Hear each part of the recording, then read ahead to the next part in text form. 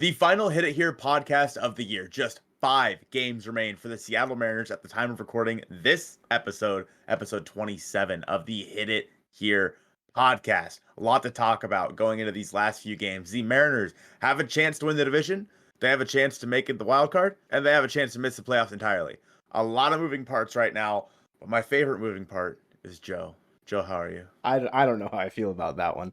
I am much better than I've been the last 4 days because the Mariners got a dub, and that it is my sole happiness. That's not true. It does affect a lot of my mood in my day. And for a lot, I don't think I watched much of the Rangers series at all, except for the end of Game 3, where it was probably the most heartbreaking. I feel like. Yeah, that's fair. I mean, you haven't missed a whole lot lately. I've missed a lot of bad things, which A is lot of bad things, so maybe it's a good thing you missed it. You could just kind of disconnect. But I've been maybe I was maybe me not watching was a bad omen. You're the problem. I was the problem because I watched all of today's game, or yesterday's game. Game 2 victory over the Astros, 6-2. Let's get into it. Yeah, big game for the Mariners. Obviously a must win for them. They did come out 6-2. We talked a lot about this in the post-game show that we did for the game last night. So we're not going to go too much into this game specifically, but there are some things we do need to talk about. We talked about George Kirby getting hit by a fan throwing a ball into the field. I hope that man stubs his toe. And I don't know, there's a lot of things coming out of this game. Of course, the Mariners and Astros, a huge rivalry. I do want to talk about something that Dusty Baker said when he said that he's tired of his guys getting hit. Dusty, you senile old man. Whoa. The Astros have hit the Mariners since 2021, according to Zach Left. The Astros have hit the Mariners double the amount of times that the Mariners have hit the Astros. 33 times from the Astros compared to 17 from the Mariners. Guys have gotten suspended on the Astros for throwing at the Mariners.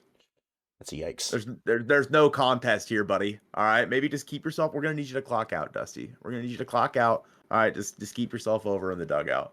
I will say the 99 that McCormick took from Munoz, that looked like it hurt. Yeah, that's ouchies. That's a dangerous spot to get hit, and hopefully, fingers crossed, McCormick is okay. Mm-hmm. And as for the fans that cheered when Jose Altuve got hit, don't do that. Don't. No, that's it was stupid. The guy right behind home plate stood up and clapped right in the first game. Don't do that. Bad.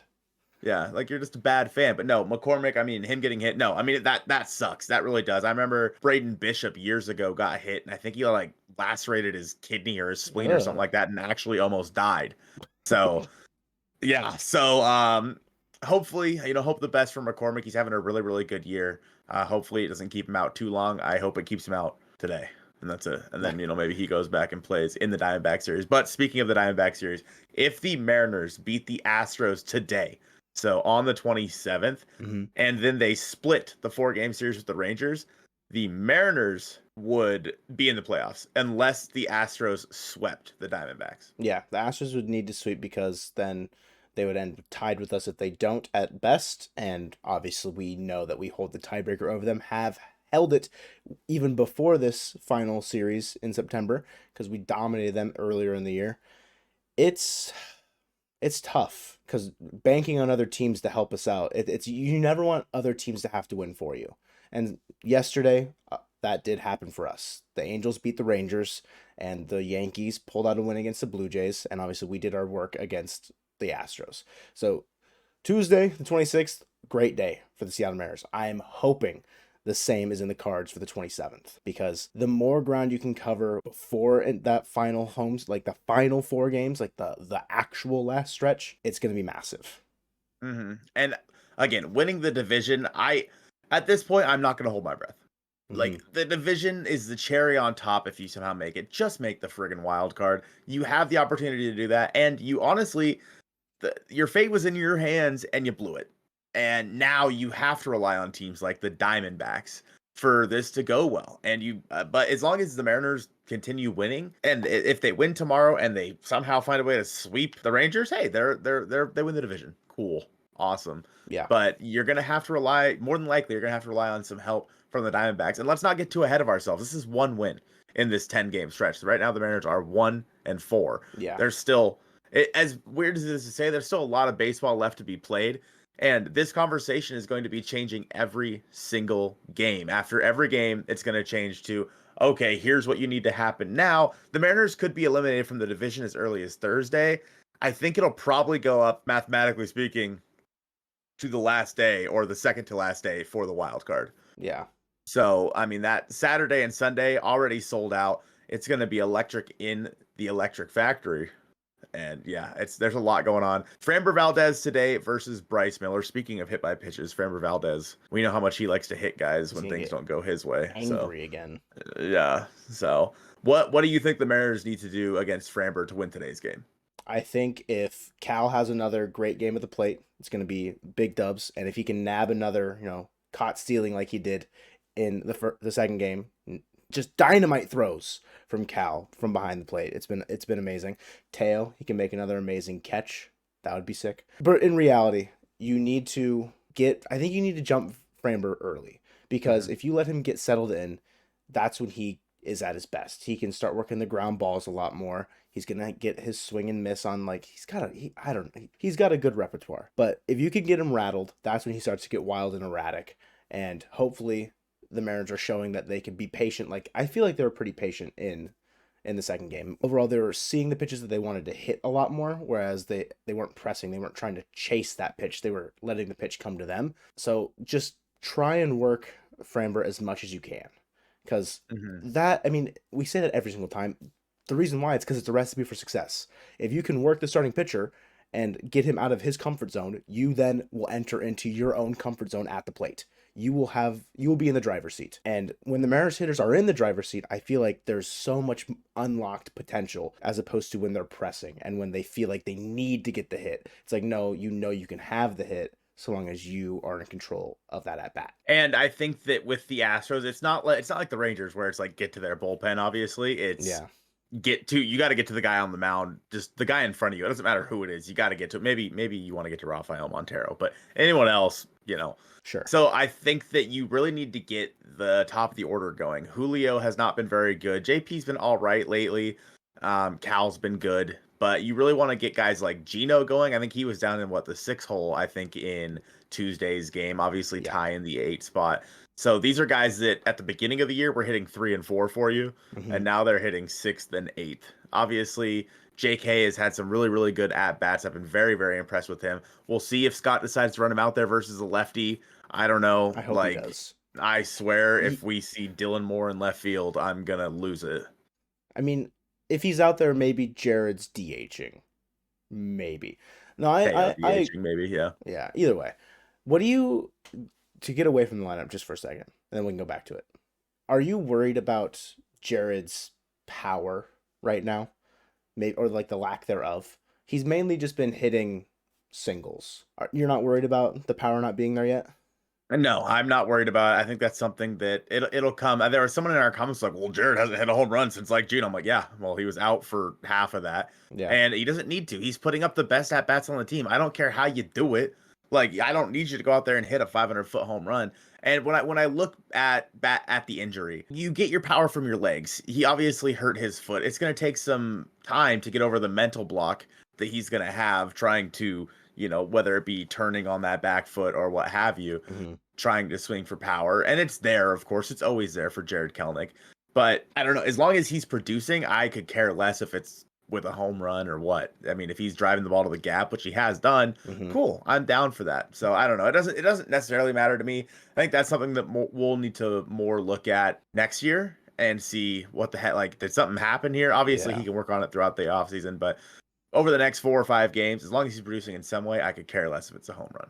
The guy that finally got over the home run bug, Ty France, that's another bat where he's been hitting singles. It's just his value is much less than Jared's on the base path. Were you, prior to the home run, same question, worried about Ty's power outage, essentially? Absolutely. Yeah, Ty France. Is there a reason why the conversation's different there? Because Jared, I feel like it'll come.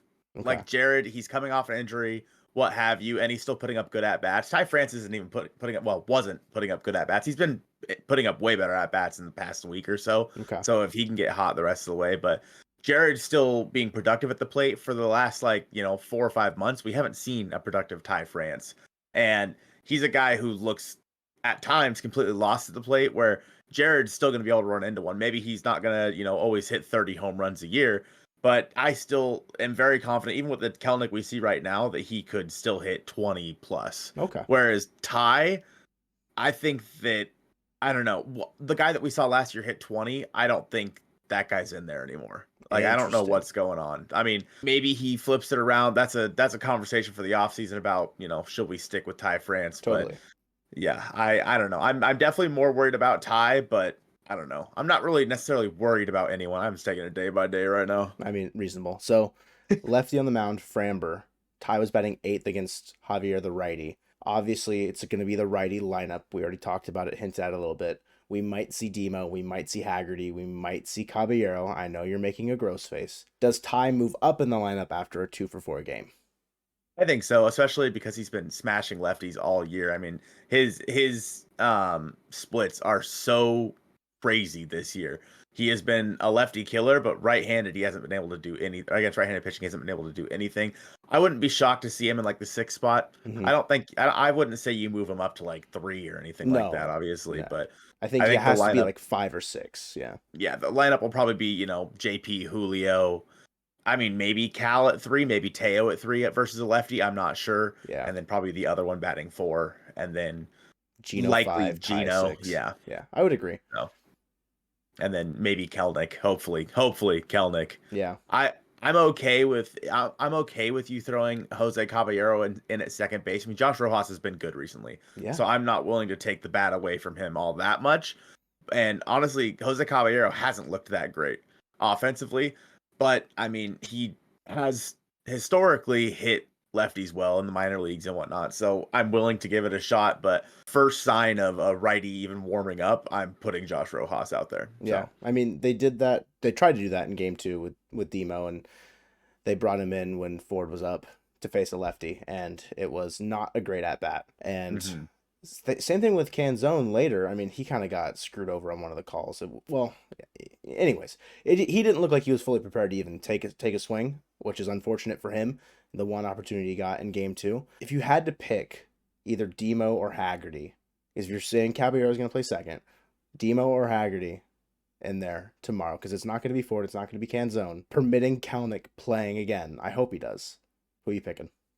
Probably Sam Haggerty. Interesting. I think he's shown a lot more life than Dylan Moore has. Of course, Demo did have that ball to center field that should have been a home run, but I don't know. I think Demo definitely has more power against a left-handed pitcher, but I think Ham Swaggerty, as the comments will call him, bringing out the swags. I think that he's a more dynamic player when it comes to slapping the ball around the field and getting on base. I mean, he's good at it, whether it be a random bunt single or a broken bat over the first baseman. It doesn't have to be pretty. You just have to produce. And that's what I was saying about Kelenic. You just got to produce. I don't care how you do it. I think that Sam Haggerty would be the better bet there.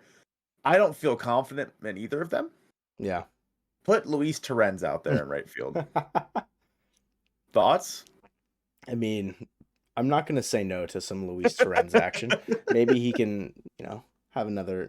He had a double against the Athletics. Yeah. It felt like a month ago at this point with how bad the first 4 games of the homestand went. But yeah, we're just taking it day by day. So looking forward to the next series and what the Mariners have left on their plate. Obviously, Texas is going to fly in. They start their series on Thursday versus the Mariners. The Astros will be off on Thursday because they get every friggin' Thursday off. I think that first start would be Brian Wu.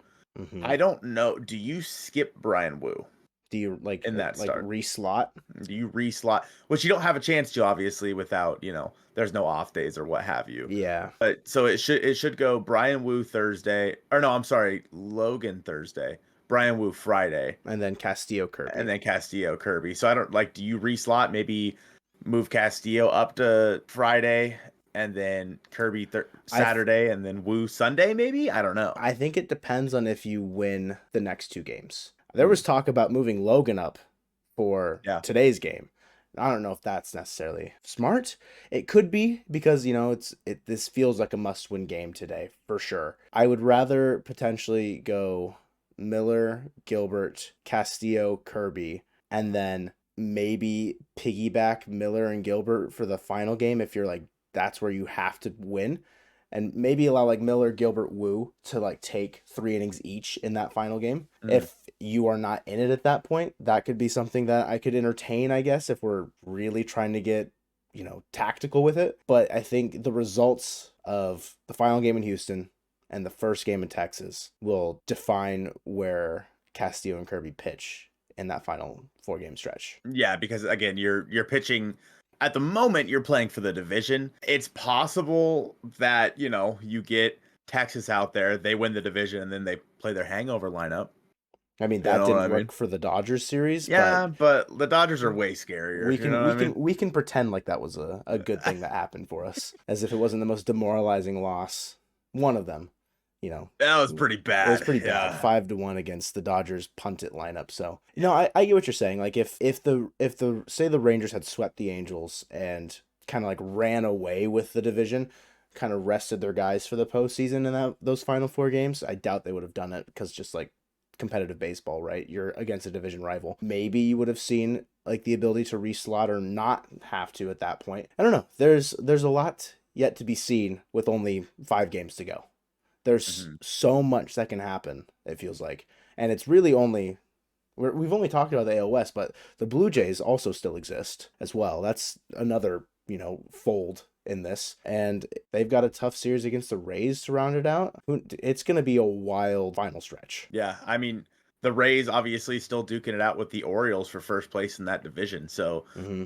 I think that obviously the Rays are going to give it their best shot because obviously they want to win the division.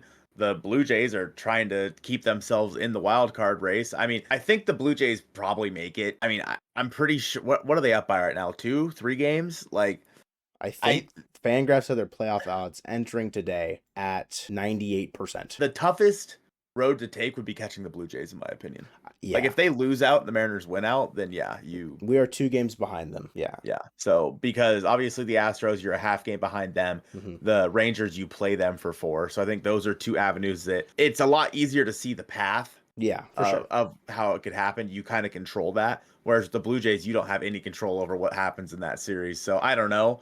I mean, the Rays have gotten really banged up recently, True. especially their starting pitching. Mm-hmm. So I don't know. I don't know what to think of the Rays right now. Like I look at that Rays team and I think to myself, are they a World Series team? Probably not. Yeah. Honestly.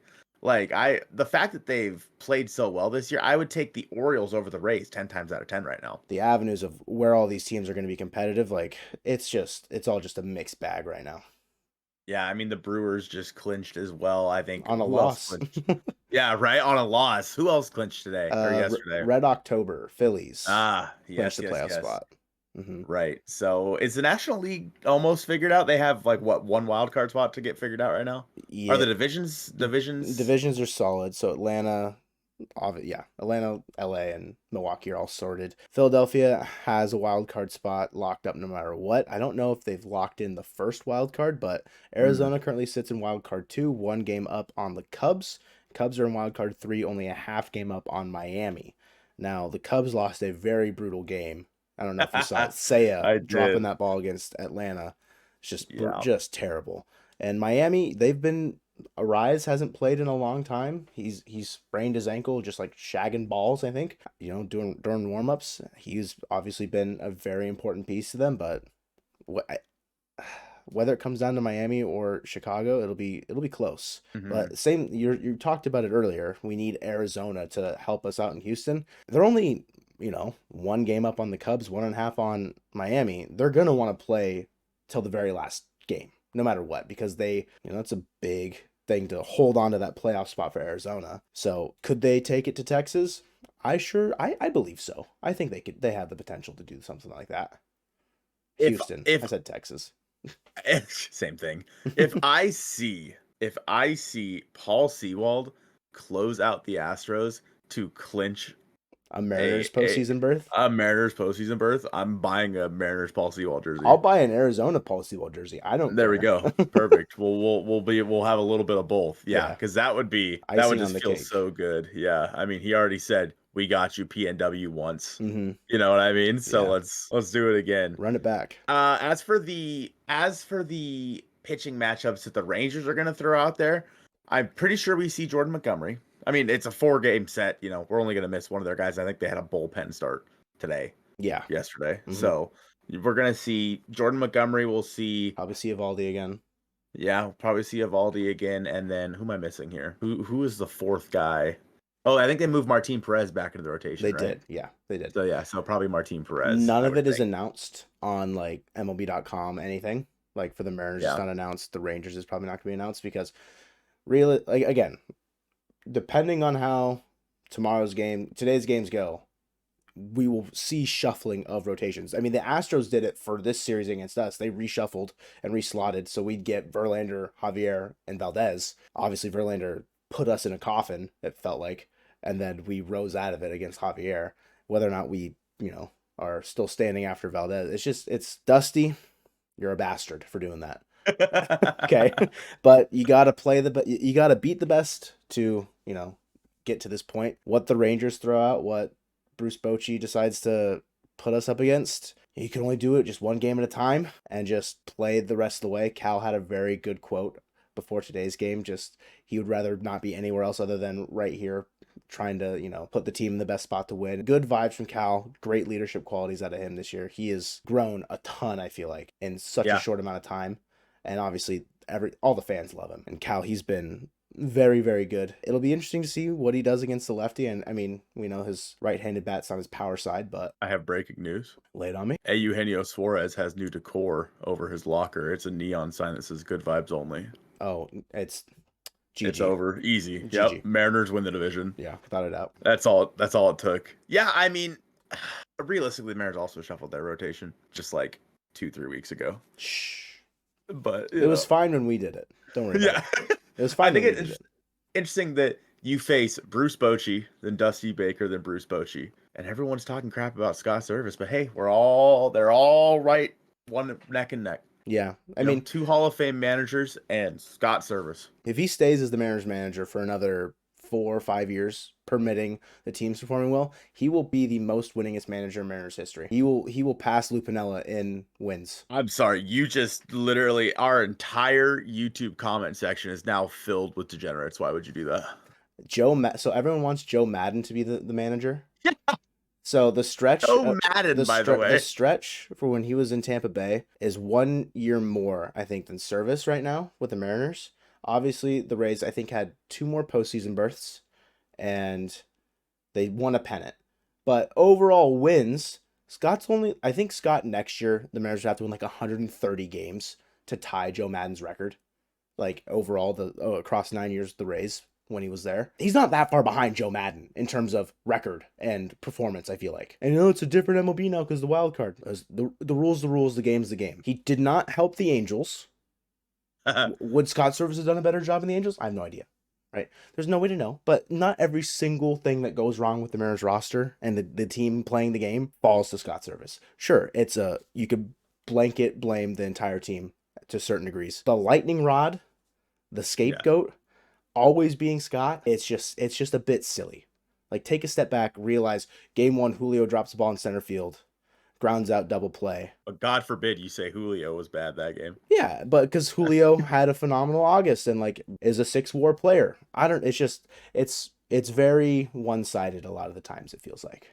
Mm-hmm. Yeah, I mean, there's always the scapegoats. Another one would be Ty France has been a scapegoat all year, and you're right, he's been bad. Yeah. He's been terrible, but this is a guy who the past 2 years has put up 120-something WRC plus and has been one of the better defensive first basemen in baseball. Guys can have down years. Gino's been terrible this year, but defensively, he's been great. So, like, Gino, I don't know about leads terrible. The league. I wouldn't go terrible. Strikeouts, yeah, but he's, I know RBI is kind of like a team stat, but... I mean, his only hitting 21 home runs this year for a guy that, we kind of pencil in as a 30-plus home run guy every year. Yeah. But again, the defense for him is has Like helped. it's second to none. And don't get me wrong, I absolutely love a Eugenio Suarez. I mean, he's running a 101 WRC plus. So just keep in mind here, folks, that a Eugenio Suarez and Ty France have the same WRC plus this year at 101. That's very unfortunate. Yeah. I With think that's unfortunate for both sides of the argument. yeah, it is. Hmm. It doesn't matter which way you look at it. That sucks. I mean, and really, those are the two guys. Those are the two guys that you need them in the middle of your lineup doing damage like they have for the rest of their career. They're guys that if they can get hot these next 5 games. And again, I know it sounds like we're talking smack on Gino, we're talking smack on Ty France. I love all of them. All right. Hmm. And I know I'm talking smack at you guys talking smack about Scott Service. Scott has his flaws. He really Yeah, does. he's not I mean, perfect. we were just making fun of him saying that he's going to put friggin' Sam Haggerty, Jose Caballero, and Dylan Moore in. We get it. All right. But it's just all a little over dramatized. Hopefully next week we can be talking about playoff baseball in Seattle. And I think that would be the wild card would be over at that point. I think. Maybe. Yeah. I think Would it? so. I mean, season ends Sunday. If the wild Yeah, I card's think over by next Wednesday, right. Yeah, I yeah. would I hope think not. I think it's Monday, Tuesday, Wednesday. Just right after the final day? Okay, no. They have Monday off. Yeah, 3 days in a row. Should it go 3 games? So Tuesday, Wednesday, Thursday. So by the next time that we have a conversation here for the Hit It Here podcast, either the Mariners season's over, Mm-hmm. or they're in the wild card. But And it could they're in still the be midst. over. There's a lot going on here with the Mariners. Before we wrap up, let me leave you with one final thing to chew on until the next Hit It Here podcast. Joe, are you ready? Yeah. No matter what the record is the rest of the way from 2021, 2022, and 2023, that 3-year stretch, that will be the second winningest 3-year stretch in the history of the Seattle Mariners. Poverty franchise. Yeah, 2001, 2002, and 2003 were the only 3-year stretch that the Mariners won more games than they have in these last 3. And they stat padded in 2001. That's crazy, bro. Mm-hmm. I'm just kidding. So, No, I mean, we've got a good core. We've got a good team. It's how they augment it and how they build around it is what's going to be important. as for the regular season this year, that is a wrap for the Hit It Here podcast, 27 episodes strong. Thank you guys so much for coming with us on this journey this year of a weekly 30-ish minute podcast. We very much appreciate it. And for better or for worse, go Mariners.